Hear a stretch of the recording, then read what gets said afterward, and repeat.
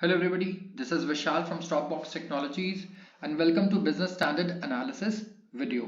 यहाँ पे हम एनालाइज करते हैं बिजनेस न्यूज़पेपर्स और उनके कुछ बढ़िया आर्टिकल्स बिकॉज मार्केट में इंफॉर्मेशन बहुत ही ज़्यादा है, एक्सट्रीम 15-20 न्यूज़पेपर्स हैं जो फेमस हैं, मैगजीन्स हैं, हर चीज़ है। So we try to choose some good articles जिससे आप कुछ सीख लोगे, राइट।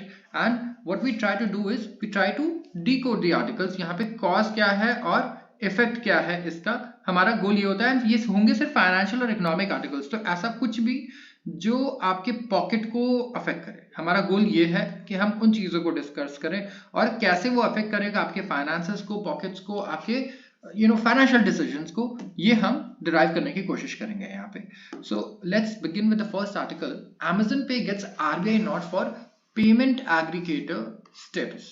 यहाँ पे Amazon Pay देखेंगे, एक फिनटेक आर्म है। फिनटेक बहुत ज्यादा चर्चा में रहता है आजकल।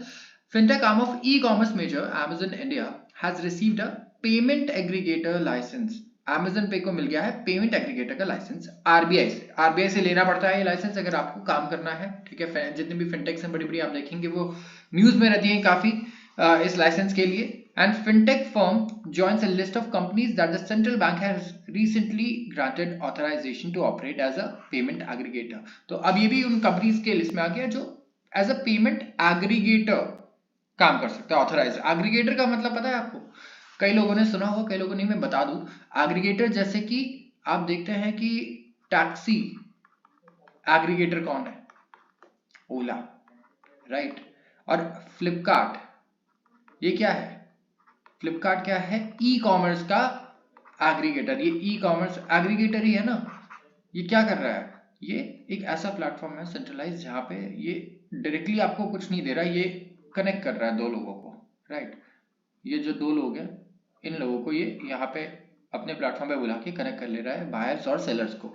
तो वैसे ही यहाँ पे आप देखिए, इनका कहना है कि we are excited and thankful to receive final authorisation from RBI. बहुत एक्साइटेड और थैंकफुल है from RBI to function as a payment aggregator. We remain committed to simplify lives and fulfill aspirations of merchants and customers। तो यहाँ पे ये aggregator किस कौन किस इंसान के बनेंगे? एक तो मर्चेंट्स के बनेंगे और कस्टमर्स के। वेरी सिंपल, आप सब लोग यूज कर रहे हैं, जैसे फोन पे हो गया, पेटीएम हो गया, ये उसी तरीके से कंपनी ने ऐड किया कि ये जो ऑथराइजेशन मिला है इन्हें फ्रॉम बैंकिंग रेगुलेटर, इसकी वजह से ये अपने डिस्ट्रीब्यूशन चैनल को और बढ़ा पाएंगे, डिस्ट्रीब्यूशन चैनल को और ज्यादा इंक्रीज कर पाएंगे। एंड मैं आपको बता दूं, अब आएगा रियल कंपटीशन। बिकॉज Amazon पे, सबसे पहले तो Amazon पे जितनी शॉपिंग हो रही है वो उसके थ्रू कोशिश करेंगे कि हो सारी चीजें, राइट। तो वहां पे अगर आपको दूसरा थर्ड पार्टी यूज करो, जैसे पेटीएम, फोन पे, कुछ भी, अब उन्हें कंपटीशन मिलने वाला है बहुत अच्छा। क्योंकि यहाँ पे आ गया है Amazon पे, जिनके पास पैसों की कोई कमी नहीं है। ये कई साल तक अच्छे कैशबैक्स, डिस्काउंट्स दे सकते हैं। Indian customers love cashbacks and discounts. So this allows us to further strengthen our distribution channels and deliver innovative solutions for our merchants and customers across India, providing them with secure, convenient and rewarding digital payment experience। तो बहुत ही simple चीजें हैं इसमें। अभी अगर आप देखें कि इस महीने दो फिनटेक स्टार्टअप्स, डिसेंट्रो और Juspay and enterprise software as a service firm Zoho को मिला है फाइनल ऑथराइजेशन आरबीआई के लिए पेमेंट एग्रीगेटर लाइसेंस के लिए। तो और भी कंपनीज हैं जिन्हें मिला है, तो और भी कंपनीज यहाँ पर आ रही हैं, जैसे कि डिसेंट्रो है, जस्पे है और जोहो, जिनका नाम काफी लोगों ने सुना होगा, software as a service company है ये।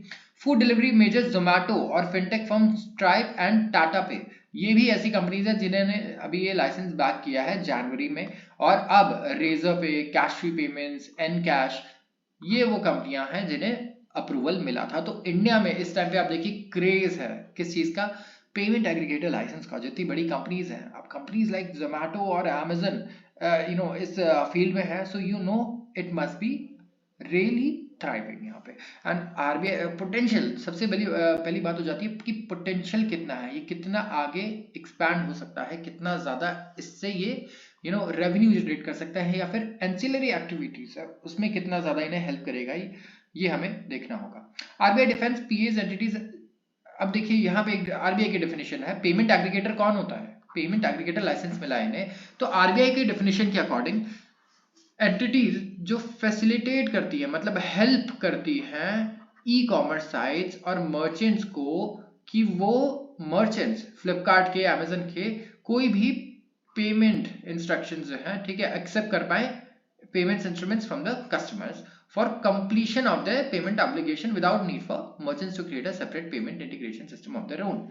मैं बता दूं, बहुत ही सिंपल है, राइट। इसमें क्या कहा इन्होंने, सबसे पहले क्या होना चाहिए यहाँ पे कि ई कॉमर्स साइट्स या फिर मर्चेंट्स, ठीक है, कोई आप मर्चेंट है या फिर आप ई कॉमर्स साइट है, अगर आप अलग अलग तरीकों के पेमेंट इंस्ट्रूमेंट्स एक्सेप्ट करते हैं, जैसे कि आप कैश के फॉर्म में लेंगे या और सिमिलरली और भी चीजें हो सकती हैं कस्टमर्स से, ठीक है, इन रिटर्न आपने उन्हें सर्विस दी या प्रोडक्ट दिया, उसके अगेंस्ट उन्होंने पेमेंट किया और अपने ऑब्लिगेशंस को, पेमेंट के जो ऑब्लिगेशंस थे उसे फुलफिल किया, ठीक है, इस प्लेटफॉर्म पे रिलाय करके। मर्चेंट को अपना कोई सिस्टम बनाने की जरूरत यहाँ नहीं पड़नी चाहिए, ठीक है। तो ये होता है पेमेंट एग्रीगेटर। तो पेमेंट एग्रीगेटर इनेबल करता है मर्चेंट्स को कि कनेक्ट करे वो एक्वायरर्स के साथ। ये they are able to receive payments from customers, pool them, transfer them on to the merchants after a time period according to the regulator. तो यहाँ पे क्या होगा, कस्टमर से पेमेंट जब इकट्ठा हो गया है यहाँ पे, तो यहाँ पे ट्रांसफर कर दिया जाता है मर्चेंट्स को, ठीक है, तो एक सर्टेन पेमेंट के बाद। तो PAs enable merchants to connect with acquirers. These companies act as intermediaries between merchant and customer. तो ये एक इंटरमीडियरी है। आते हैं अगले आर्टिकल पे, MGJSWJV में go live in few weeks. Now ये आर्टिकल मैंने क्यों चुना, बहुत ही इंटरेस्टिंग है। आप ये देखिए, चाइनीज कंपनीज के अगेंस्ट काफी बैकलैश चल रहा है इंडिया में, राइट। अगर आप फोन्स की बात करें तो ऑफ कोर्स अभी फोन्स की प्रेजेंस अच्छी खासी है, बट स्टिल इंडिया में अ सेंस ऑफ नेशनलिज्म है कि हाँ, हम ना मेड इन इंडिया हमें चाहिए, ठीक है। जो भी प्रोडक्ट्स हैं, चाइनीज फोन्स भी इंडिया में असेंबल हो रहे हैं, बट स्टिल जो पॉलिटिकल रिलेशंस हैं और गवर्नमेंट टू गवर्नमेंट रिलेशंस हैं चाइना और इंडिया के, वो इतने कुछ खास रहे नहीं है। तो लोगों के अंदर भी ये एक गुस्सा रहा है चाइना के अगेंस्ट कि उसने पाकिस्तान को हमेशा सपोर्ट किया, और इंडिया के अगेंस्ट हर जगह काफी सारे उन्होंने डिसीजंस लिए। स्पेशली अगर आप देखें, जितने भी हमारे इंटरनेशनल ग्रुप्स हैं, चाहे ब्रिक्स हो, यूनाइटेड नेशन सिक्योरिटी काउंसिल हो, कहीं भी, ठीक है, तो आप ये देखिए कि यहाँ पे MG मोटर इंडिया एक बहुत ही थ्राइविंग कंपनी है। आपने इनके कार के मॉडल्स के नाम सुने होंगे, हेक्टर, ठीक है, इसके अलावा ग्लॉस्टर और भी ऐसे कार्स, और अब EV सेगमेंट, ये EV भी आई है, आपको दिखती होगी, ठीक है, बहुत काफी छोटे साइज की। तो यहाँ कॉमेट नाम है इसका, काफी सक्सेसफुल रहा है अगर मैं आपको बता दूं, MG हेक्टर एंड ऑल जो दूसरी कार्स हैं इनकी। बट एक प्रॉब्लम है, क्योंकि MG जो कंपनी है, ठीक है, ये हुआ करती थी एक UK की कंपनी जो कि बैंकरप्ट हुई, और इसे खरीदा किसने, बाय किया चाइनीज कंपनी ने। और ये जो चाइनीज कंपनी है, ठीक है, ये इंडिया में भी बहुत सक्सेसफुल है।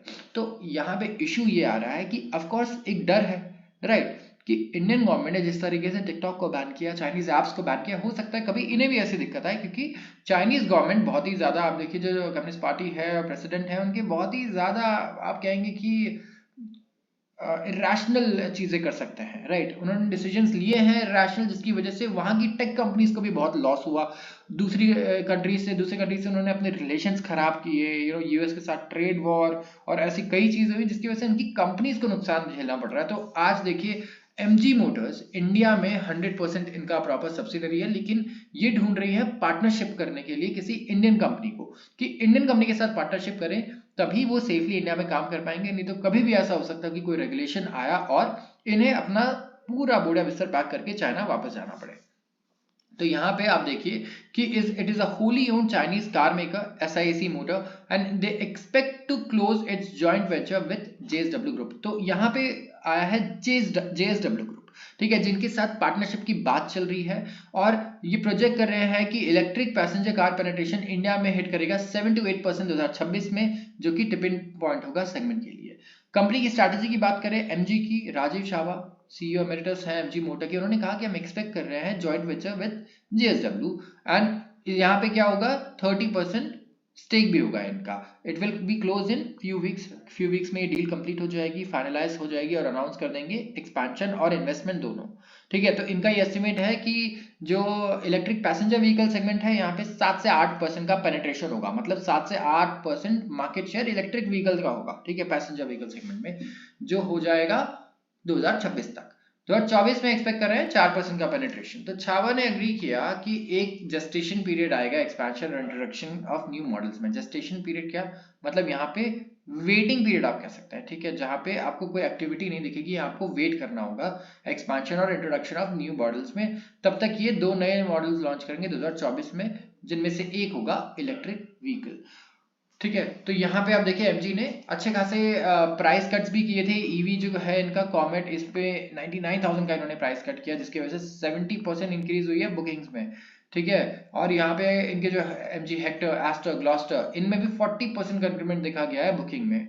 इन्होंने ऐड किया कि एक्सपेक्ट करते हैं कि ईवीज इनके टोटल सेल्स में 25% से ज्यादा ग्रोथ दिखाएगा, राइट, 25 to 30%, ठीक है। 25% था 23 में, अब दिखाएगा 30% इन 24।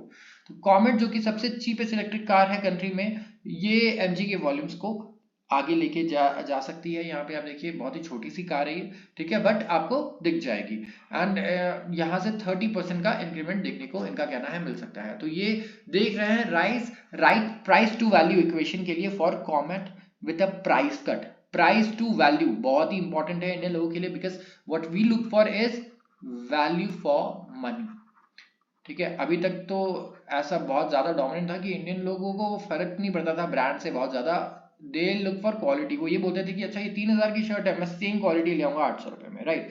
This was a thing we used to brag about. अब ऐसा कल्चर थोड़ा चेंज हो रहा है, थोड़ा ब्रांड ओरिएंटेड हमारी शॉपिंग हो रही है। सो सेम क्वालिटी चीज अगर आपको 800 में मिल जाए लेकिन कोई इंसान लेने को तैयार नहीं होगा, दिल गो फॉर ब्रांड, क्योंकि they want it for the tag, that's it.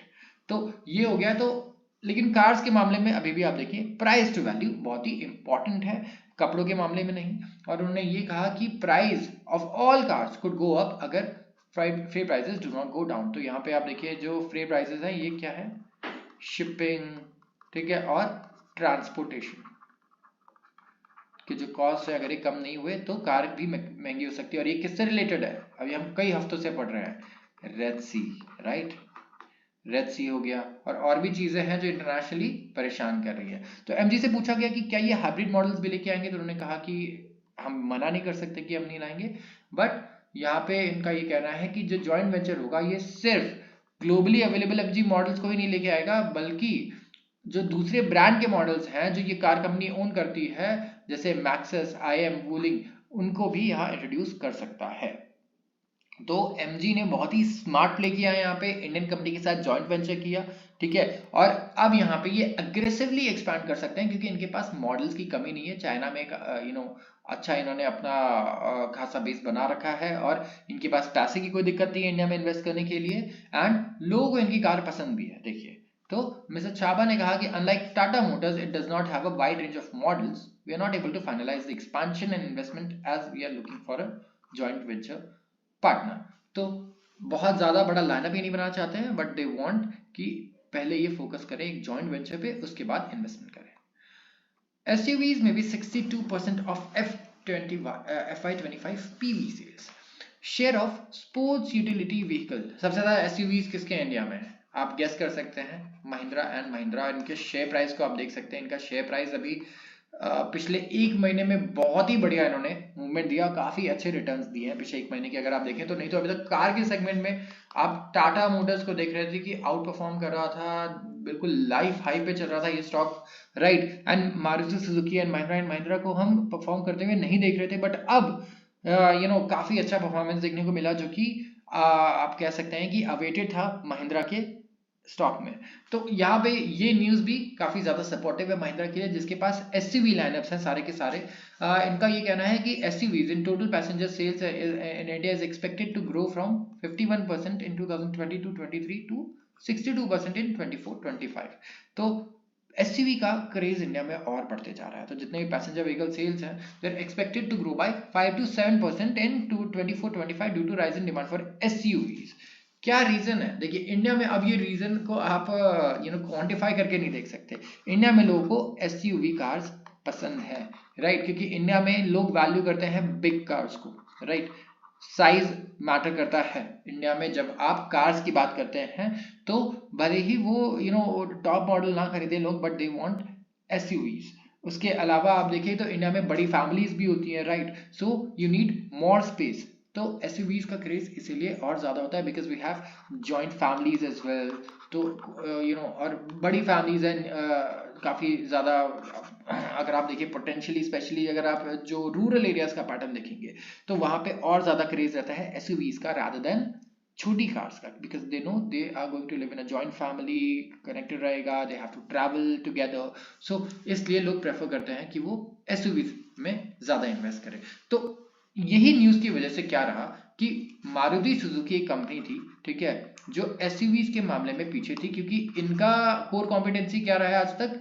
इनका रहा है छोटी कार्स बनाना एंट्री वाली सस्ते दाम पे, जैसे कि ऑल्टो, राइट, स्विफ्ट, वैगनआर। अब देखिए बेस्ट सेलिंग कार्स कौन सी थी ये इंडिया में 20 साल से 30 साल से बेस्ट सेलिंग कार्स रही हैं, ठीक है, ये सारी कार्स जो हैं, और ये छोटी गाड़ियां हैं, ठीक है। मारुति की आपको एसयूवीज देखने को कभी नहीं मिलती थी, लेकिन ये जो ट्रेंड है ना एसयूवी का, ये ट्रेंड आया पिछले कुछ सालों में, और इसका पूरा फायदा मिला किसे? आप देखेंगे टाटा की सफारी को मिला, हैरियर को मिला, और सबसे ज्यादा फायदा मिला महिंद्रा एंड महिंद्रा को, जिनकी एसयूवीज लेने के लिए आज 2 साल की बुकिंग करनी पड़ती है, 2 साल पहले, ठीक है। तो इस तरीके का सिचुएशन है यहाँ पे, एंड इससे नुकसान किसको हुआ? मारुति को। तो अगर आप स्टॉक प्राइसेस देखेंगे, ठीक है, स्टॉक मार्केट में इनके प्राइसेस देखेंगे, तो सबसे बढ़िया परफॉर्म किया है अभी टाटा मोटर्स ने, ठीक है। और टाटा मोटर्स ने इसलिए परफॉर्म नहीं किया बिकॉज ऑफ एसयूवीज, ठीक है, ये भी मैं आपको बता दूं। टाटा मोटर्स ने परफॉर्म किया है इलेक्ट्रिक कार की वजह से, ठीक है, इनकी जो इलेक्ट्रिक ईवीज हैं, ठीक है।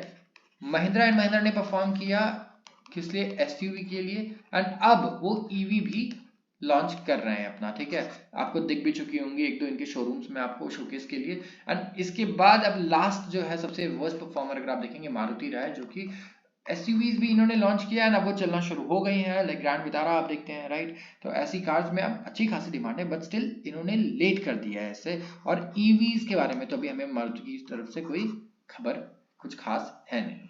तो ये दो रीजन है जिसकी वजह से आप देखिए स्टॉक प्राइस में इतना ज्यादा जो परफॉर्मेंस है इसमें इतना बड़ा गैप रहा। तो उनका कहना है कि कुछ ऐसे कस्टमर्स हैं जो स्किप कर रहे हैं levels, and there many more who are expecting the prices to be more benign and affordable. इनका कहना है कि ऑल्टो के लिए 2.5 लाख का इन्होंने प्राइस पॉइंट था, and the minimum price at which you can get by car in India is above 4 lakhs, and even at that price point not much sale happens. तो भारती जी का कहना है कि company was waiting for income growth in the consumer segment to catch up to the price point. तो Maruti Suzuki आप देखिए यहाँ पे कुछ खास नहीं रहा है। जो इनकी एनालिस्ट कॉल थी रिजल्ट्स के बाद, ठीक है, यहाँ पे स्मॉल कार डिमांड जो है यहाँ पे कम हो रहा है, और इन्होंने कहा कि it can not be explained by single phenomena. ऐसा नहीं है कि स्मॉल कार का ट्रेंड खराब हो गया। देखिए इनका ये बहुत ही सिंपल सा कहना है कि कुछ साल पहले 2.5 लाख रुपए में आ जाती थी ऑल्टो, ठीक है, अब वही आती है 4 लाख रुपए में। तो इस तरीके से रेट्स तो बढ़ गए हैं चीजों के, इन्फ्लेशन बढ़ गया है, लेकिन जो इनकम है, लोगों की इनकम नहीं बढ़ पा रही है, इनकम नहीं बढ़ रही है, कैचअप नहीं हुई है।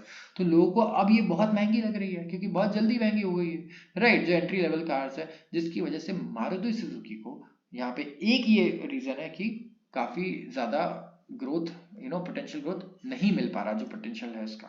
सो ये एक रीजन है, और यहाँ पे टाटा और महिंद्रा पूरा फायदा उठा पा रहे हैं कि महिंद्रा की कार्स देखेंगे आप महंगी है, अगर कोई 15 लाख की कार को आप 16 लाख करते हैं तो कुछ फर्क नहीं पड़ने वाला, लेकिन अगर यही 1 लाख का प्राइस इंक्रीज 2 लाख की आप कार में आप कर दें तो बहुत ज्यादा फर्क पड़ता है, right. So these are the problems.